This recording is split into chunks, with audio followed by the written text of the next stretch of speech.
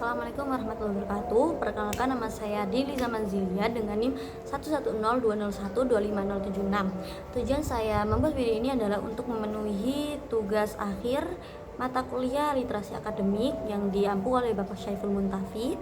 Tugasnya itu mereview jurnal. Jadi saya akan mereview satu jurnal dengan yang ditulis oleh Yanshi dan kawan-kawan dengan judul Effect of Nurse Positive Psychology Intervention on Sexual Function, Depression and Subjective Well-being in Postoperative Patient with Early Stage Cervical Cancer, a Randomized Control Trial.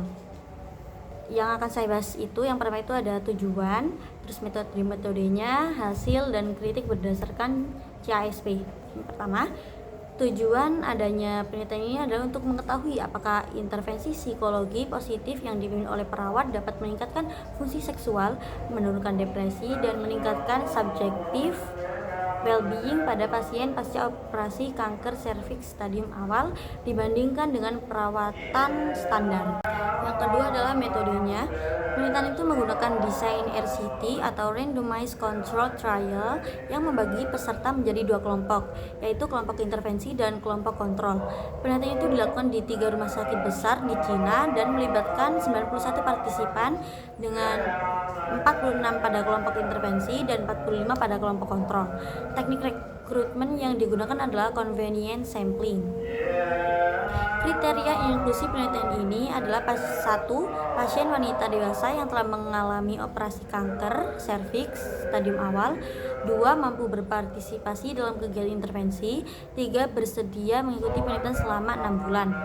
Dan kriteria eksklusinya adalah pasien dengan gangguan psikologis berat, kondisi fisik berat yang menyebabkan partisipasi, dan mereka yang nggak bisa menyelesaikan sesi intervensi. Intervensi yang diberikan berupa program psikologi positif yang dipimpin perawat, terdiri dari beberapa sesi seperti latihan syukur, identifikasi kekuatan diri, membangun harapan dan makna hidup, serta latihan relaksasi sederhana. Intervensi ini diberikan selama beberapa minggu dan dipantau hingga 6 bulan. Pengumpulan data dilakukan pada 3 waktu, yaitu baseline, 3 bulan dan 6 bulan setelah intervensi. Instrumen yang digunakan itu meliputi Female Sexual Function Index (FSFI) untuk fungsi seksual, Self-Rating Depression Scale untuk tingkat depresi, dan Index of Well-being untuk Subjective Well-being. Untuk analisis data, peneliti menggunakan uji Chi-square, independent t-test, Mann-Whitney, serta repeated measures ANOVA dan analisis korelasi Pearson untuk melihat hubungan antar variabel.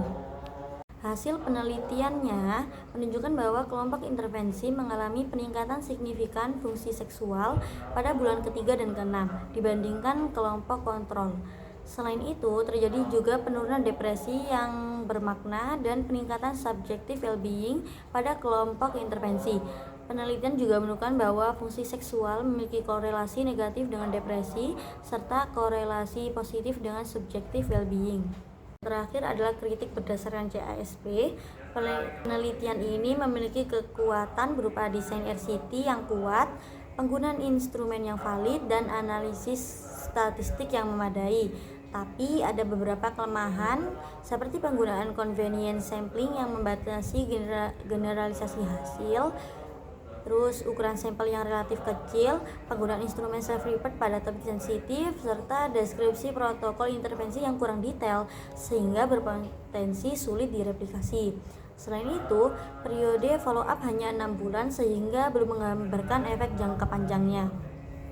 Nah, kesimpulannya, penelitian itu memberikan bukti kuat bahwa intervensi psikologi positif yang dipimpin perawat dapat menjadi pendekatan efektif untuk meningkatkan fungsi seksual, kesehatan mental, dan kesejahteraan pasien pasca operasi kanker serviks stadium awal. Demikian review jurnal dari saya. Wassalamualaikum warahmatullahi wabarakatuh.